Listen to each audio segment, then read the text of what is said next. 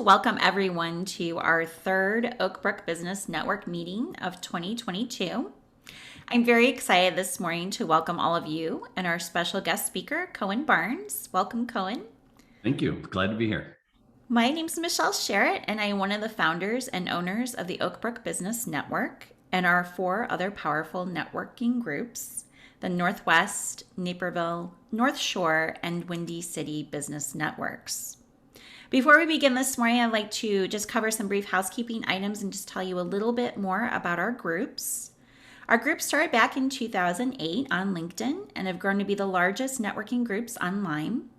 We decided to take the groups live about 3 years ago, and we decided to trademark all of the names, and we now have over 331 paid members. During the pandemic, we had to shift our focus for our paid membership from meeting in-person events to offering more advertising opportunities to our members. We decided to continue this trend, so all of our advertising opportunities are being offered in our membership now as well. In-person events will start back up in April, so we're excited about that too. Our membership is $3.99 a year, and that includes a 30-minute podcast interview on our podcast called Windy City Biz. We currently have over 110,000 subscribers, and we can take your podcast and we can take the video out and create a blog post for your business as well. It goes out to 6,500 of our newsletter subscribers.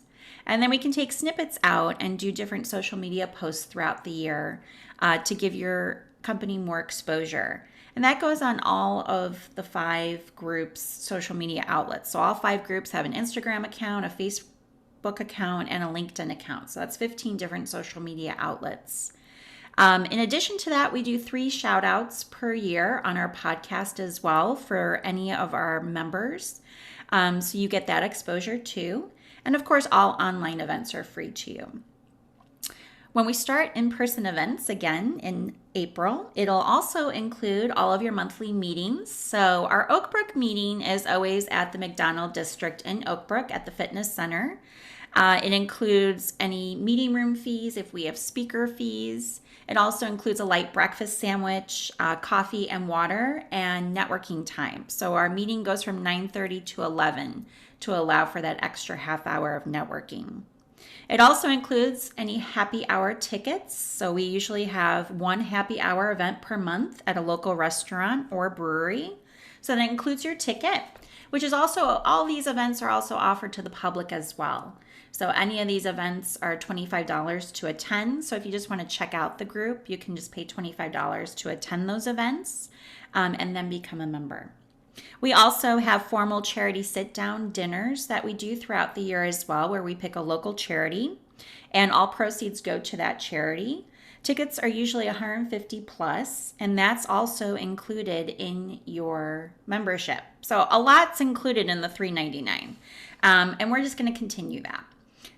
So we're still growing, and we'd love for you to become a member as well. During this time, we have also been holding pop-up virtual happy hour events on Zoom. They're not your boring happy hour events on Zoom. We try to make it fun. We had one about 2 weeks ago where we had about 60 people attend, and we gave away a 1-year membership. Since we want it to be fun and engaging, we created a wheel of questions. So we have a spinning wheel that have various questions.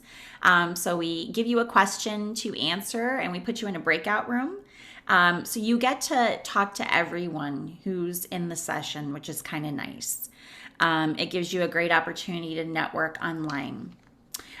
We have 2 coming up. So we have one on March 16th and one on March 23rd, and they are from 5:30 to 7. These events are not just for our local business owners, it's nationwide. So you get to network with a lot of people.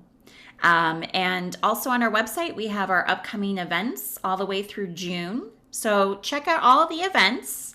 Sign up for any if you're interested.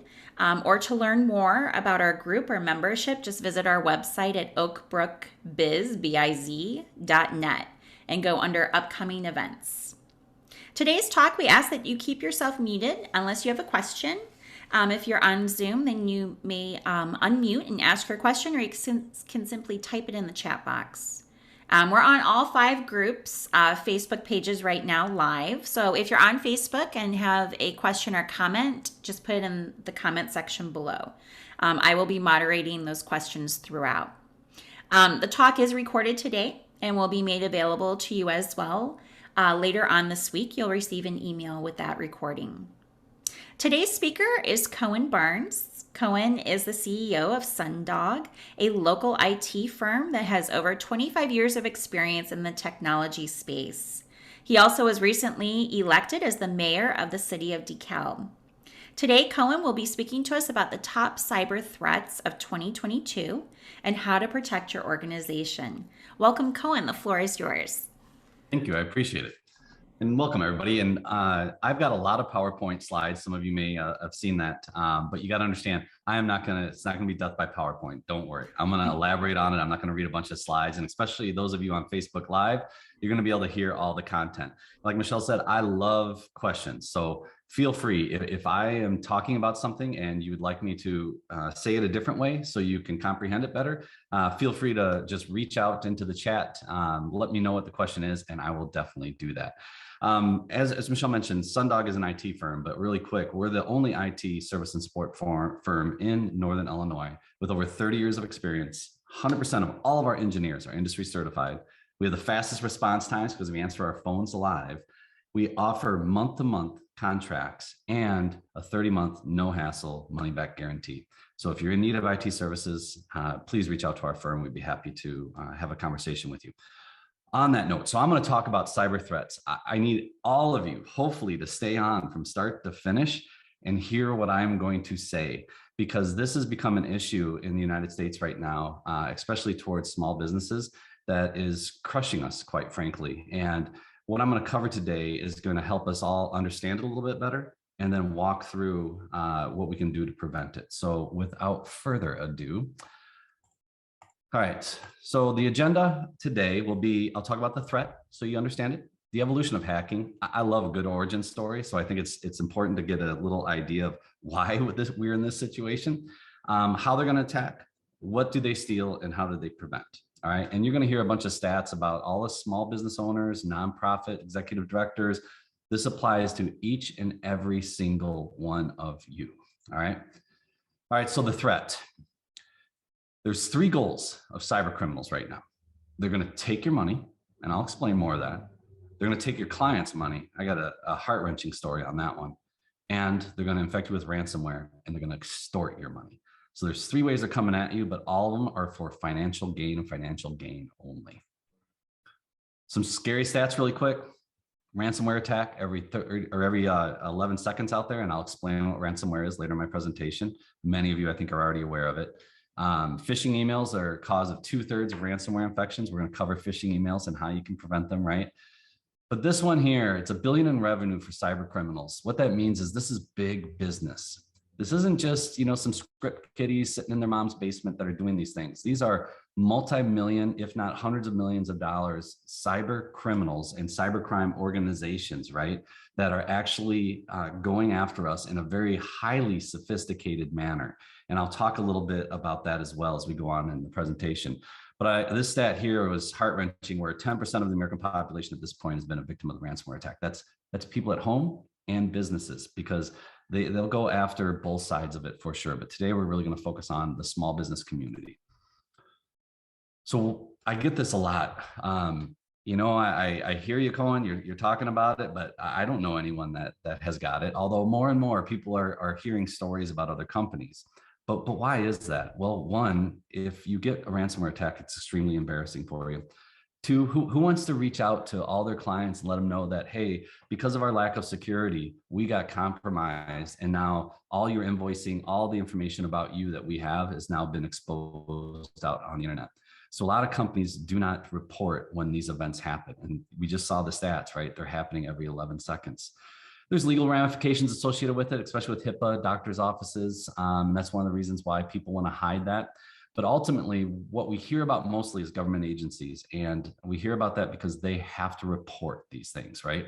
So a couple quick highlights. Rockford Public Schools hit by ransomware. A month afterward, they were still taking attendance by hand, right? Crystal Lake Schools hit by ransomware. City of Belvedere hit by ransomware. DeKalb County government hit by ransomware. Sycamore Public Schools hit by ransomware. And again, the reason we know about all these, and this is just in the last couple of years, the reason we know about all these is because they are required to report as public institutions. We've heard about the attacks on the national stage too, right? JBS, the meat producer, they were going after our food supply, right? Colonial Pipeline. If you remember that one on the East Coast, people were showing up to gas stations and filling gasoline in the garbage bags to be able to stock because there was such a shortage of gas out there, which is crazy. Never do that. Always you put it in an appropriate container. But ultimately, it just shows that these ransomware attacks are hitting us locally in small businesses and our government agencies, but they're also on a large scale as well, going after the big boys. And then there's these things that don't really get reported. So obviously I snipped this from CNN, so they were reporting it, but it was probably at 11 o'clock at night. 2 people were watching. But this was over July 4th, last July 4th season, the largest ransomware attack in the history of the world happened. And they went after small businesses. And that's why it didn't make the big headlines on all the news agencies. But it was a massive attack all over the United States, especially it was focused on, but it also occurred across the world after small businesses. So why I'm sharing this with you is I just want you to realize, if you were skeptical that whether this is really a threat or not out there, I need you to understand that we all need to start doing more in order to protect our organizations, our client data, our personal data from the hackers that are out there, because they're out there and they are fierce right now. All right, evolution of hacking for profit. So how did this all start? Go back 20 years when I was in the industry before, right when graphics hit the internet. You had these hackers out there, and what they would do is they would like compromise your website. Code Red was one that I remember, and it would say hacked by Code Red on your homepage. And what that did was it would report back to a central scoreboard, and all the hackers would see who was able to compromise the most systems. And it was for boasting only. Bunch of high fives around the room, nice job. It was to show how smart they were. And then ultimately what happened was they went about their way and created the next thing. So then all of a sudden, advertisers started getting in the game, and the advertisers were sending out spam. So the first initial things of spam were really easy for them. They used their own personal account or their own personal server, and they sent it out. Well, companies like Sundog squashed it because I didn't want my customers getting all these spam emails. So we would block access from that server. So they try another one, but eventually they'd run out of authorized servers that could send these thousands of email addresses, right? So they reached out to the hacking community and said, hey, is there an opportunity here where you can hack in other systems and allow us to send email through it, and we'll pay you? And that's when things really transformed. So now hackers started realizing, wow, I can get paid for the skills that I have. And they did, and they made quite a bit of money on it. But then, so imagine if you're a hacker and you're an industrious hacker and you realize, well, I just compromised these 100 servers out there and spammers are paying me to send mail through it. What's on those servers? And so then they started digging around on the servers, and they realized there were social security numbers, credit card numbers, username and passwords, confidential data, protected health information, you name it. It was a treasure trove of valuable data that they could end up selling out there. And so they did. They started stealing that and selling it, and now they made more money. Then you got into hacker for hire sites. You know, we all can go online and try and get a plumber to come to our house. Well, this is the same thing. There are sites out there where you can hire a hacker to find out what is your neighbor actually doing? What is your spouse doing? And they will go out and they will track it down, and they will hack into systems, and they will find out that information for you. Or who are my competitors and who are their clients? And they'll go ahead and do those things. So again, dollars kept materializing for the hackers, and a business quite literally was formed, but not just a business, a big business was formed out there. And then they got into phishing and whaling and ransomware, and I'm going to cover some of those here in a second. But the thing I'm trying to communicate is a lot of really brilliant individuals early on were doing it just for fun, and they weren't being malicious. It was when dollars got involved that then it became a serious business for those individuals. But then that's also why crime syndicates started getting into this as well. And that's why it's such a threat. So what's enabling them? It's really easy to do this. So the really intelligent hackers out there, again, figured out another way to monetize the system. And what they did is they created tools that they use, really powerful, brilliant tools. And then they sold them out there on the market to less intelligent hackers. Some of them are even, we call it ransomware as a service, cyber hacks as a service. What they're doing is they're just providing a monthly subscription to their tool. And it's a nice way that they have a continuous revenue stream coming in without half the liability associated with the actual direct hack. But again, billions are being made by cybercrime, right? And also people are like, well, why doesn't FBI do something about this? Well, one, the FBI is completely overwhelmed. The amount of attacks that are happening now, it is impossible for them. They just don't have the manpower to be able to address all the incidents that are out there. Unless you're a JBS or a Colonial Pipeline, we're not going to get the attention of the FBI because they don't have time.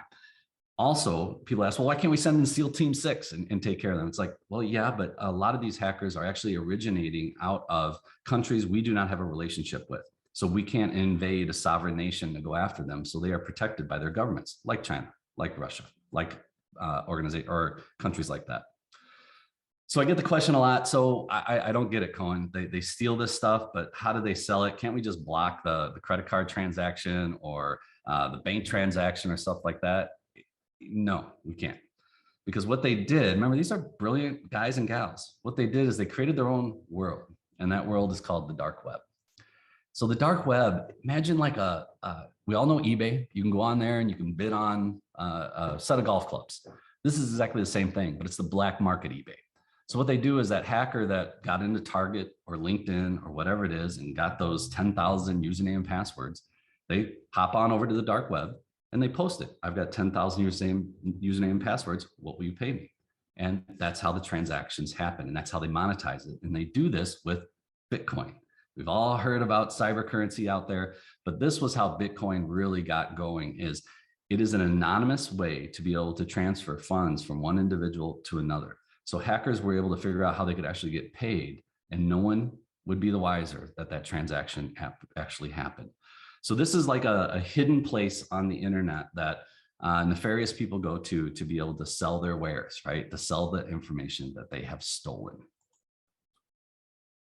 All right, the other thing I get from many of you, and I know there's some of you on the call, we're too small. No one's going to come after us, right? We're all set. I get a lot of those things. And the answer I have over and over again is wrong.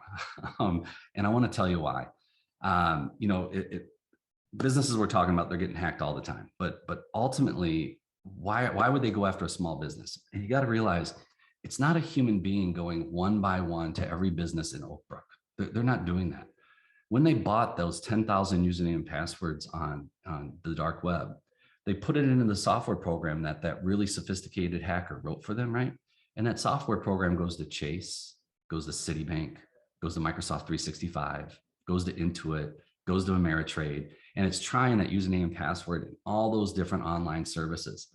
And you want to know why they do that? Because so many of us have the same username and password across multiple online portals.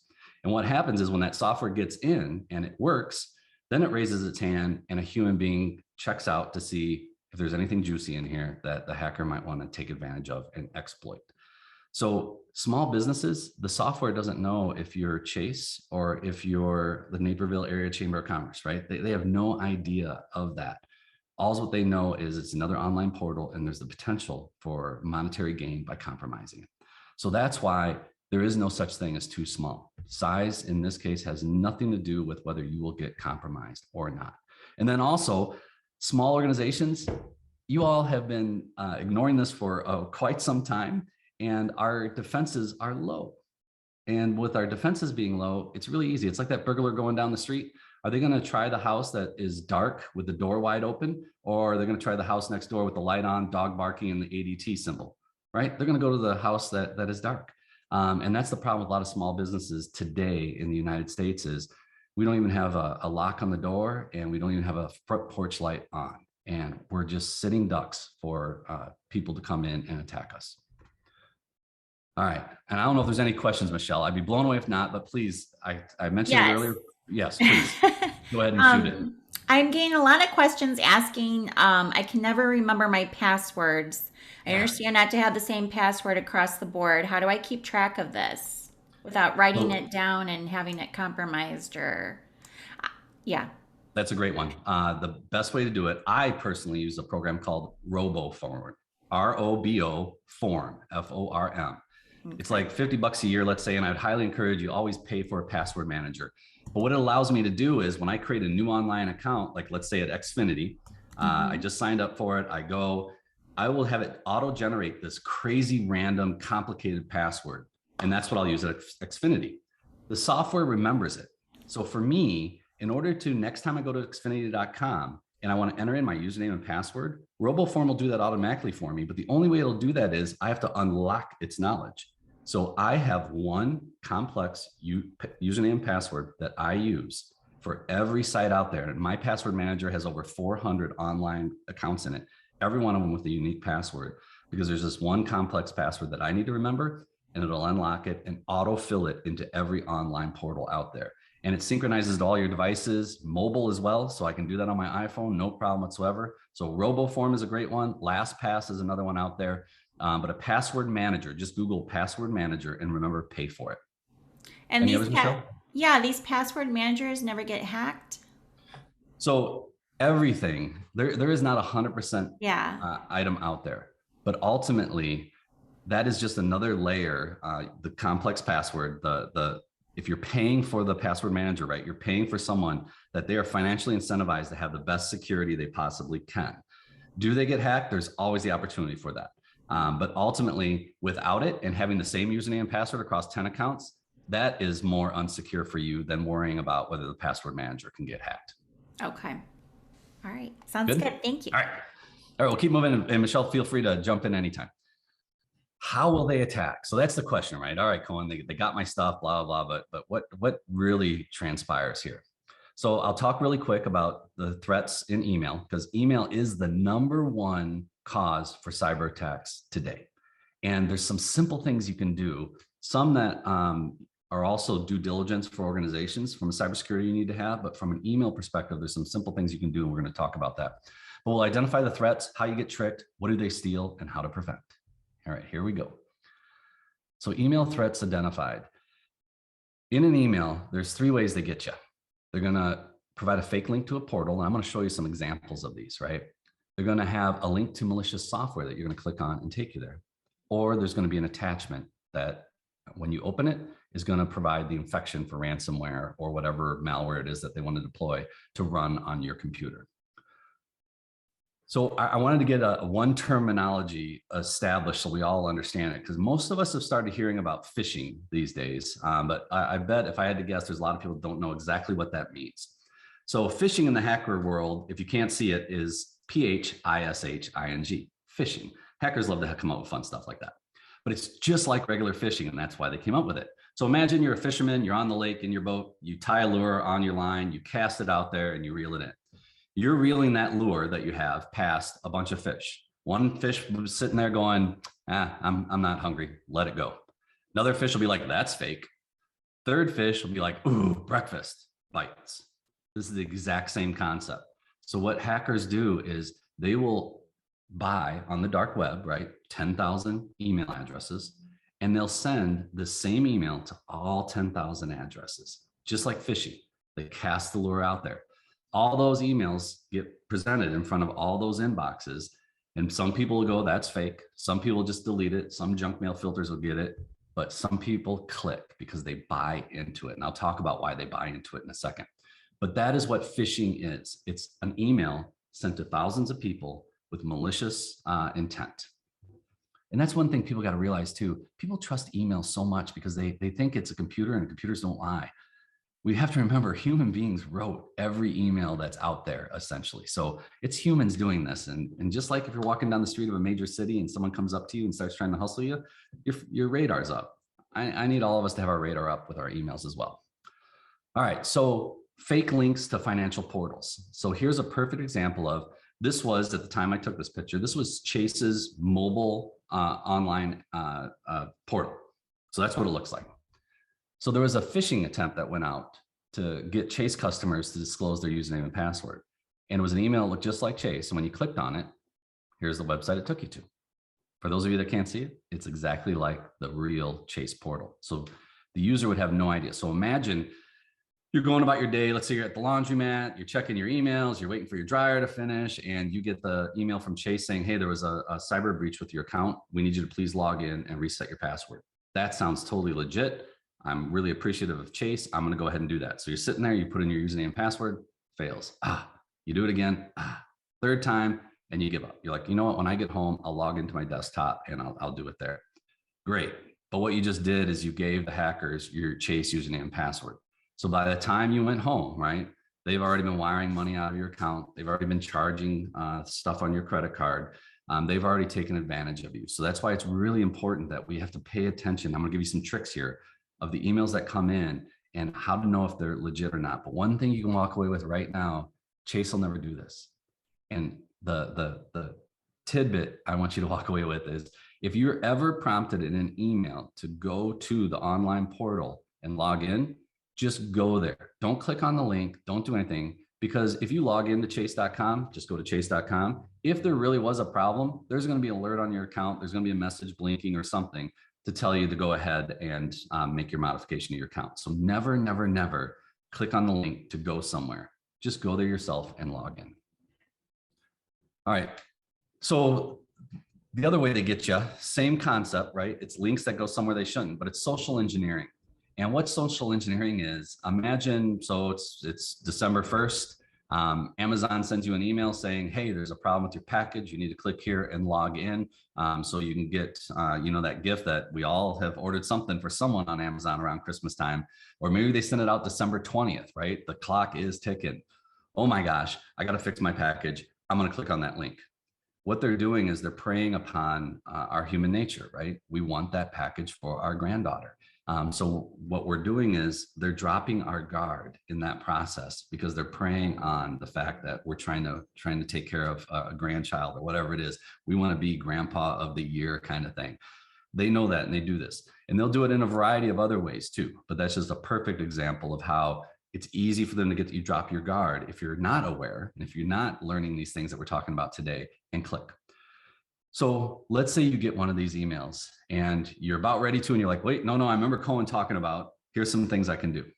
So if you look really quick, like here, a lot of them will mess up. They're good, but they're not that good, where it'll be dear client. Well, Amazon's never going to send you something, dear client. They're technologically savvy enough where it's going to be dear Cohen, right? But then also at the top, if you look, this was once sent to someone in Canada. This is Amazon's website, except they left off the A.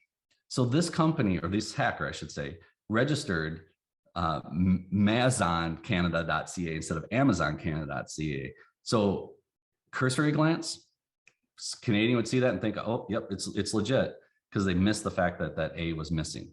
But the easiest thing you all can do, and just remember this, the easiest thing you can do whenever there's a link in your email, what I want you to do is just move your mouse over it, but don't click, just hover over the link. And another pop-up will happen and it'll show you exactly where that website is going to. And that's what's incredibly important, because in this case, this Amazon.com link is actually sending them to koretsky.com. Well, we know that Amazon wouldn't do that for us. So it's a real easy way. If it's from Microsoft, it should say Microsoft.com, Amazon, Amazon.com, Chase, Chase.com. So just hover your mouse over the link, don't click, and it'll tell you exactly what the real address is that it's going to. And that's a super easy way for you to make sure you think before you click, and you don't click when you realize I'm trying to be scammed here. They're also getting sophisticated too, like OneDrive. OneDrive is becoming more and more popular out there for everybody. So here's a OneDrive email, and I've seen similar ones like this. This was a few years ago when I took this one. A contact from your address book just sent a new important document to you. Oh, cool. I'm going to click on View Document. Well, this is where, you pause and you bring your mouse over that View Document box. It's not always a link. It could be a button, whatever it is, bring it over there, and it'll tell you exactly where it's going, like I mentioned. And in this case, it's going to re.tc. Well, guess what? Microsoft wouldn't do that for you. So that's another way that you know, all right, I got to be careful, because they're going to come at me like they're OneDrive. They're going to come at me like I'm Chase. They're going to come at me like I'm Amazon. We all have to be leery. And again, think before we click. Again, more links to malicious software. So here it's a Microsoft 365 email saying, hey, to protect your Outlook account, you need to go in, you need to log in. Again, social engineering. Oh my gosh, I can't get my email compromised, and I'm going to go ahead and click on this. But now You know you're not. Now you know you're going to hover over it and you're going to think before you click. But just realize that they will design emails because they know what Microsoft emails look like. They'll design it to look just like that. And the wording will be something they'll try and trick you. And then, as I mentioned, attachments. This actually came from my insurance agent. This was a few years back, and I got a PDF from him, which makes sense. Maybe it's my, cyber insurance policy. Well, I knew my renewal wasn't due for 6 months, and of course, I'm always paranoid about all emails. So I called Phil and said, "Hey, did you send me an attachment?" He's like, "No." What happened was his email account got hacked, and they sent out a malicious virus in the form of a PDF attachment to every one of his clients. That's not a position we want to be in. All right. Okay. So we talked about the ways they're going to trick you, right? Email links to portals, things like that to get you to put in your username and password or click on a link to get malicious software. That's how they're going to try and trick you. But the question is, so what do they steal? So in this case, talking about email, there's three things.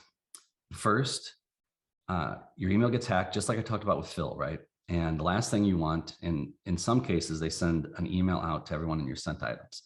So what if that email is an email with inappropriate content to embarrass, right? Last thing your company wants, or your nonprofit or whoever, your government agency wants, is an inappropriate email going out. Or in this case, like with Phil, what if it was an attachment that had a virus buried in it and it went out to everyone in your sent items? And what if, because of that email, some of your clients actually got infected and caused damage to their systems? From a liability perspective, man, we don't want that to happen, right? So that was the first one. They hack your email and they use it to send out malicious content or inappropriate content. But the second one is what we're seeing more and more. So your email gets hacked, call it version 2. And remember that software program that the hacker wrote, that the guy bought the 10,000 username passwords and went around? Well, imagine in this case, your account, or I'm going to tell you a story. An office manager at your company account got hacked because they used the same username and password on LinkedIn. LinkedIn got hacked. Now that software went to Microsoft 365 and they got in. So we had a company reach out to us that had been hacked, and they wanted us to do a deep dive and figure out what actually transpired. So we went through all the audit logs of Microsoft 365, and really quick, this is what happened. So office manager, username and password got hacked. Software raised its hand once it got in. Hacker went in, looked, went through the inbox and realized, oh, hey, this person is in charge of invoicing. Fascinating. Spent a little bit more time and realized, wow, they've got a large job going on right now. And they do progress invoicing. Fascinating. So what the hacker did was created a message rule in Outlook in her account, right? That when email would come from the client, it would redirect it down to a subfolder that the end user never checks. So the hacker would log in each day, look. If it was a benign email, like the client saying, hey, how's it going today? It would move the message back up to the office manager's inbox and mark it as unread. Office manager had no idea. Hacker at one point sent an email to the client saying, hey, because of COVID, we had to change our banks. So here's our new bank account and routing number. Didn't ask for any money. Seems completely legit because it's coming from the office manager's inbox, right? The client changed their system and emailed back and said, oh, perfect, no problem. We updated our account records for your bank accounts. Well, of course, inbox got moved down to the hidden folder. Hacker saw it, deleted it. Office manager never saw that. So then the hacker, since it had access to the office manager's inbox, saw what other invoices looked like, created a perfect invoice for that particular client, and knew what the payment schedule was because all that was in the email, right? Super easy to find out. And sent an invoice for $125,000 to their client, and their client paid it. This is right here, right now. We're seeing more and more of that, where they're impersonating you or one of your staff members, and they're directly engaging with clients and customers, right? So that's why we have to be so careful about email. I'm going to give you at the end here a surefire, nothing's ever 100%, but one thing you could do that'll completely lock down your email and make it so much more secure. Michelle, do you have Yeah, something? so we have a lot of stories that are popping up. Yeah. I'm not going to read them all, but I thought this one was important. This gentleman said years ago when I was paying cash for a property, I received an email the day before the wire transfer was to go through, and my Yeah. attorney sent me an email with different routing information. Something told me to double check, and I called him up, and of course, he had not done that. I was That so is freaked awesome. out because it was a significant amount of money for a property. Had I not called to double check, the money would have gone somewhere else. That is a really popular scam that probably about a year or two ago was happening quite often. And it was during transactions with title companies, and those emails were going about, and people were losing a lot of money in the process.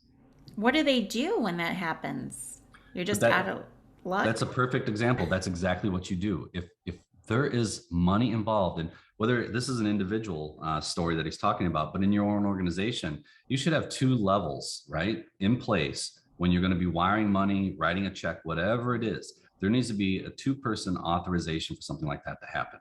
Because if the first person is gullible and bites, hopefully the second person thinks about it. And what it really comes down to, especially when we're talking large dollars, why would anyone want to trust a large dollar transaction on an email that came to them?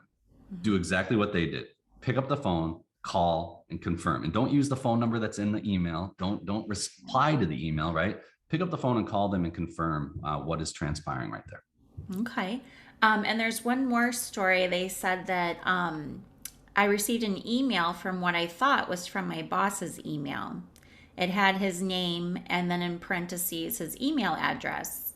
Turned out it was spam. They were asking me to buy gift cards. I did do it. I bought 4 gift cards and sent them the information on the back of the card. When I got the 5th email, I called my boss and said, "Why do you need all of these gift cards?" And of course, they said, "We didn't send you an email." When we looked at the email address, it was not his email address. I reported it, but of course, lost the money on the gift cards. Yep. So that's another popular one that happens, and that's that social engineering. In a lot of ways, or a lot of times, the wording from the boss, right, is not threatening, but like urgent. Like, hey, I really need you to go and do this right now for me, please. Well, who isn't going to like want to please their boss or not want to make their boss angry, right? And that's social engineering. So they're preying upon human nature again, and that one happens a lot. And you're lucky it was just 4. We've seen them where people went and got 50, especially a large organization with big promotions going on. And they might be doing Amazon gift cards to clients for referrals, or it's a marketing campaign or something like that, right? And that's why that phishing thing, that email, it made sense to you when you got it for whatever reason, your organization. Other people would be like, well, why would I ever go get a gift card? That's stupid. But again, that's the phishing. Some people it will apply to and it'll look real. So that's why we always need to pick up the phone whenever money's involved, pick up the phone, call, and confirm. Okay. All right. Good. Yep. Okay. So last piece, ransomware, right? You click on the link and you get infected. And what ransomware is software that gets on your computer. And what they do is they encrypt. So they lock every Word document, Excel spreadsheet, PDF, PowerPoint presentation, database, QuickBooks file, everything that they know that's important to you, they lock it, and you need a key to unlock it. So let me show you. If you ever see, real quick, if you see a screen like this, what I need you to do is go to the back of your computer and unplug it from the network. It's usually a blue cable, black cable, unplug it, stop, and then call your IT provider, because this is when it's bad.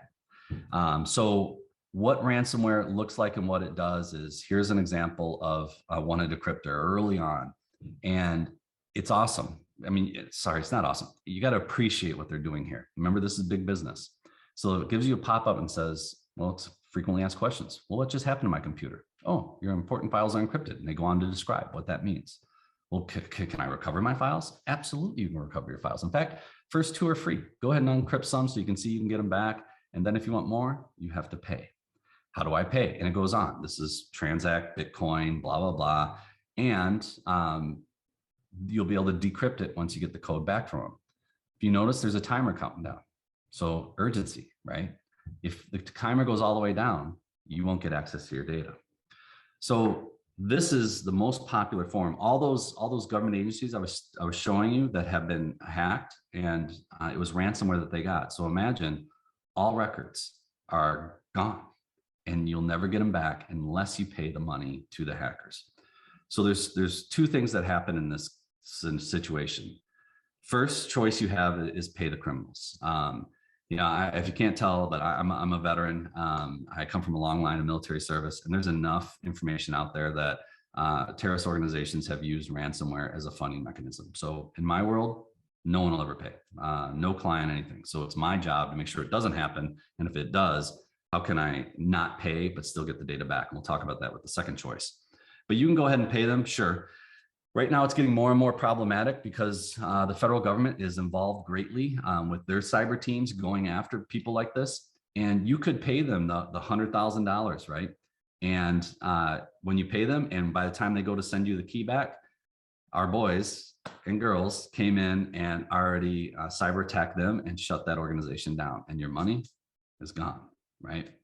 So the whole goal is a presentation like I'm doing today is trying to get you to understand the things you need to understand for this not to happen. Then from an IT perspective, and we'll talk about that right at the end of the presentation, there's some things you can put in place to also limit this from happening. But even if it still does, since nothing is 100%, even if it still does, your second choice is restore from backup. And I tell you, it's like, I'm amazed how many organizations don't test their backup. Even people at home don't test their backup. It'd be like having a fire sprinkler system in your building and it never gets tested. Well, I get mine tested every year because the last thing I want to do is know if it works or not is when the fire actually hits. Your backups need to be tested on a regular basis to see if you can do restores, and it needs to be replicated offsite. But I'll cover that in just a second. And I know we're getting close, so I want to hit the big things here. Okay, so perfect. How do I prevent? How do you prevent this from happening? So to prevent a cyber attack, there's this. It doesn't work. I swear. Don't even try it. Haha. This is what most people do right now. They bury their head in the sand, think it's never going to happen to me. I'm not going to worry about it. And when it does happen, I'm still going to bury my head in the sand. You can't. When something like this does happen, you need to reach out to people like Sundog, IT companies, your IT firm, and we can help you get through this situation. And hopefully we can help you get through it in a way that has caused the least amount of downtime and the least amount of harm to your organization. So there's four main things that you can do. The first one, I've said it over and over again. Think before you click, right? We, with our clients, have annual trainings where I go over a presentation very similar to this one. I want to educate as many users for our clients as possible. All their staff need to know this. Just you knowing this is not going to be sufficient. Your people need to know this, because that phishing email that comes into your organization, a lot of times is hitting every single solitary email address in your organization, right? So think before you click. User education is probably one of the biggest forms of prevention right now. The other one, two-factor authentication. So when we talked about, and this is what I was saying with email, every email system has two-factor authentication. And if by chance it doesn't, you are on a system that you need to migrate off of as soon as possible, because it's in the dinosaur age at this point.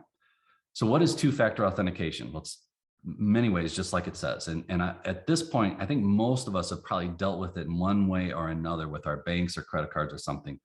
But your email account and everyone in your organization should have the ability to enable two-factor. And what that means is you go to log into your email. Let's say you get a new computer, you install Outlook, you go to connect to Microsoft 365, Google, whatever it is, and you put in your username and password. Awesome. It lets you in to the next phase, which is a code that you have to produce. And a lot of us will get it where we'll get the 6-digit code texted to us and we'll put in the code and there we go. Why that is so incredibly effective is your username and password can get compromised through other systems like we talked about, sold on the dark web, put in that sophisticated hackers program that guy in the basement's using to get into Microsoft 365 or Chase, right? And they do, let's say, they get in, awesome. And then it asks for the code. And your phone, you're just sitting there at work and all of a sudden a 6-digit code sent to you. You're like, what's this? Well, the hacker doesn't have your phone, so the hacker can't get in. That story I told you of the office manager, right? With that $125,000, if two-factor authentication would have been enabled, that wouldn't have been able to happen, because the hacker would have got access to the username and password, but wouldn't have got access to the account because of 2FA. 2FA, and you'll also hear it as multi-factor authentication, same thing. It means more authentication methods than just the one, your username and password. You can enable 2FA on every bank account, every credit card account, every email account, every social media account, Twitter, Facebook, LinkedIn, all those. I can't say enough and highly encourage you to please enable 2FA on every one of your accounts. And a lot of them, it's not like every time you log in or you check your email, you have to put it in. It will do it after 30 days. You know, it'll prompt you again just to make sure, because it knows you're on a computer that already authenticated itself before, or you're on a phone that authenticated itself before. So this is not arduous. It's a little more difficult than just the username and password, but that's the single biggest form of prevention that you're going to have to eliminate pretty much most things that I have talked about on this presentation. That one little setting. And if you're not sure how to do it, Google two-factor authentication, Facebook, and it'll tell you. Michelle. We have a question on the chat. Do you see that? Yes, I can. Okay. So the question is, any recommendation to protect man-in-the-middle attacks when the company service you interact with only offers SMS 2FA instead of using authenticator apps? You know, so like I said, nothing out there is 100% at all. And the question is, instead of getting a 2FA authentication, a 6-digit code sent to you via text, which there are ways that can be intercepted, but the rarity of it, right? For those of us on this call and organizations on this call, it's slim. There is what he's saying also, and I have that for a bunch of my accounts on my phone, authenticator apps, where when I want to log in, like when I log into my computer every single morning, my phone goes and I have to go into my app and approve the login that's happening right now. Or the app I have generates the code. So it's not coming over the cellular network where someone in between might be able to grab that, right, and get it. So I understand that the threat is definitely there, but from a prevention perspective, just enabling 2FA, even if it is being sent over the cellular network, is such a huge prevention piece. But if you really want to go to the next level, a lot of online portals do allow you to connect to a Microsoft Authenticator, a Google Authenticator. There's a whole bunch of them out there, and they'll have instructions on what that means. All right, 2 quick things before I know we got to wrap up here soon. Layered security. So this is it can be for home, but mostly I'm talking about organizations that are out there. So your company, your nonprofit, your government agency. 2-factor authentication is 1 layer of security. User education that we're talking about right now is 1 layer of security. But so many companies out there just have like a firewall and semantic antivirus or web root, and they think, oh, I'm good. Boy, that's just table stakes these days. That is not enough. It is grossly inadequate. You need to have, other things in place like DNS filtering. And what that is, it's pretty cool. What that is remember that link when you hover over it and it tells you you're going to a bad place? Well, imagine a user in your organization didn't hear this presentation and they see it and they click. What this does is everywhere you go on the internet, it's almost like that man in the middle, right? It's a system in between that is recording all the malicious servers in the world or geographic areas. So a country that might be generating a ton of cyber attacks at that moment. And what it does is it looks at its database and says, oh, you're going there. We already know that's a bad place. And it blocks you from having access to it. Super inexpensive tool that can protect your entire organization from a cyber attack. And then there's also things like anti-phishing tools. Like for our clients, if you get a phishing email, like we've been showing you, you can just click on a red button in Outlook, creates a ticket on our end. Our engineers look at it and go, yep, that's phishing. They'll pull it out of your inbox. But when they identify that as a phishing email, they'll pull it out of every inbox in your organization. The coolest thing is, and we manage thousands of end users on Microsoft 365, any of our clients, any user reports a phishing email, it'll pull out of every one of the systems of all of our clients. And then also there's some other tools out there that look for hacker-like activity on your network. Persistent foothold scanning is one of those. And what that means is there's software that you could click and download that doesn't do anything. It's completely benign. It's just sitting there, and every so often it checks into the home office and says, hey, do you need anything? Do you need anything? Antivirus scanners, they let it go because there's no threat there. Firewalls, yeah, absolutely. You can install on this network. And then what they do is when they check in one time, the hacker says, yes, please install this.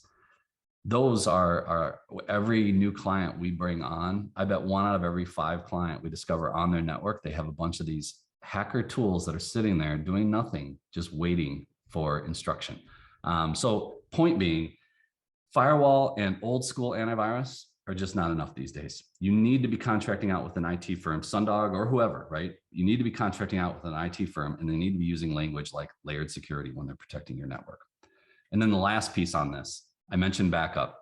Like if you're a client of ours and ransomware hit your servers, we'll be able to restore from backup. What's important is a lot of people have backup locally, and that's it. Well, the ransomware software programs are written to look for those backup targets on site. And what they'll do is they'll encrypt them as well. Well, your backup's useless if it's encrypted as well.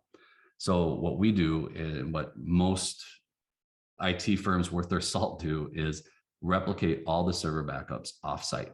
So those are, in essence, there's an air gap there where the ransomware going through all your servers and computers, then it hits your backup target. It can't make that jump. So if a restore needed to happen, you could download your data, your safe data, and be able to restore it to your servers and get back and operational. So think before you click. Layered security, two-factor authentication, and offsite backups. And you're going to eliminate a world of hurt when this eventually is going to hit your organization. All right, any other Q&As out there? We got a ton. Someone said my computer started acting very slow. It then started to be slow when I was typing as well. My computer was not saving documents correctly. I noticed that different characters were being put into documents that I had saved. I frantically started to back up my information on a hard drive because I was scared that my computer was going to break. It ended up being malware that I downloaded from a browser. So does that happen a lot to folks, and how do you prevent that? Yeah. There's a lot of ads out there, like the one that you're talking about. Chances are it wasn't going to do anything malicious to you. It was using your computer for something. Remember how we talked about a spammer hacking a system, and now thousands of messages can be sent through that computer? Yours might have been doing that, or it might have been mining for Bitcoin, or it might have been doing something else, which is what was causing it to run slow. And a lot of people get those because, one, you might go to a website and a pop-up happens and it says, hey, is your computer running slow? Click here and we'll fix it. Well, that's how you actually download. Now you thought it was running slow and it runs really slow at this point. But basically there was an ad that you clicked on, or you wanted the WeatherBug plugin on your web browser, or you wanted your coupon deal plugin. So it'll notify you whenever there's a coupon for whatever you're looking for, shopping for. All of those things open you up for a possible backdoor infection to come on. So for me, I avoid add-ons like the plague. For me, I don't click on ads on websites. If North Face is trying to sell me something via an ad, I'll just go to northface.com and I'll look up that fleece or whatever it was. Just try it. Again, it's the think before you click, right? Whether it's an ad or a program or something that seems really fun. Really fun things usually have baggage associated with them when it comes to being on the internet. And it sucks, but It is the world we live in right now. Brian on Zoom is asking, do you come into my office and do an assessment? Someone on Facebook was asking, do you come into organizations to educate? Maybe you want to tell us a little bit more about how you can help our organizations. Yeah, so all of our training we do for our clients only. So something like this here, we just do for our clients, and it's part of our regular IT service and support that we offer. To Brian's point, yeah, we do an IT assessment. So organizations, especially if you're in that minimum 10 users, you're 10 to 100, let's say, in size in Northern Illinois. What we do is we come in, and it's nice because we're just that third set of eyes. And we'll do it free of charge. And what we'll do is we'll show you all the gaps that you have. And we have a really cool report for you too, that gives you a score, red light, yellow light, green lights, all the issues that we found. And it allows you to have at least a base plan that you can have us implement, or you could have your current IT firm or IT guy implement as well.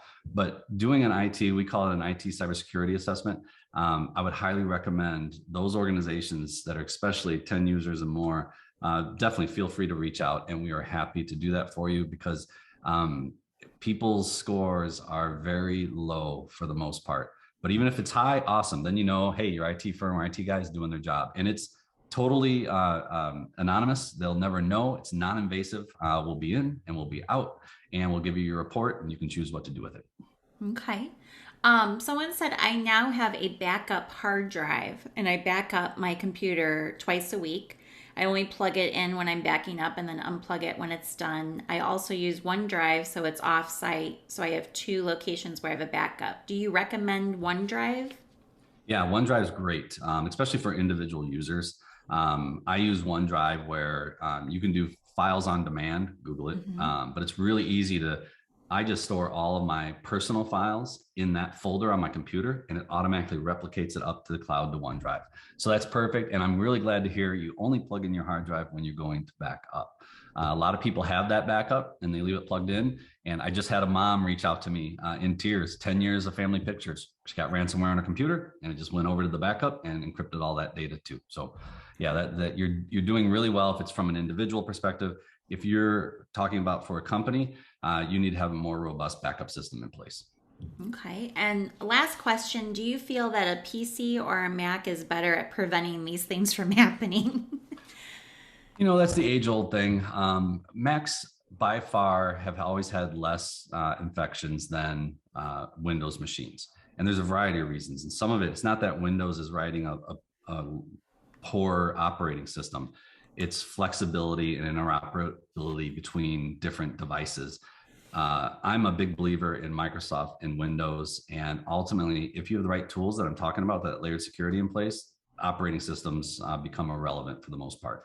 But usually, if there's a Windows machine and it's patched regularly and it's monitored, it is just as secure as any other operating system out there. So I think, and if we're talking for businesses, Microsoft's whole business model is about business productivity, and they charge for it. So they are financially incentivized every year to keep going along the innovative route to become more productive for their clients, right? That drive is why I think Microsoft is the better operating system in the corporate world. Okay. Well, thank you, Cohen. Do you have your contact info? You want to go I ahead? do. Okay. So any questions? That's me. So you can reach out. My email is Cohenb, COHENB at sundogit.com, or you can call me direct at 815-991-2402. Thank you so much, Cohen. This has been very informative. A lot of comments, a lot of stories, actually, Yeah. of this happening to them, and they learned their lesson the hard way. So, thank you so much for educating us today. Thank you. As a reminder to everyone, our next virtual happy hour event will be March 16th, and then we have another one on March 23rd from 5:30 to 7. You'll receive an email about that this week, including the link to the recording of Cohen's talk today. To learn more about our groups, membership, upcoming events, and past events, please visit our website at oakbrookbiz.net. Thank you again for everyone who attended here on Zoom as well as Facebook Live, and have a good one. Thank you, Cohen. Thanks, everyone. Take care.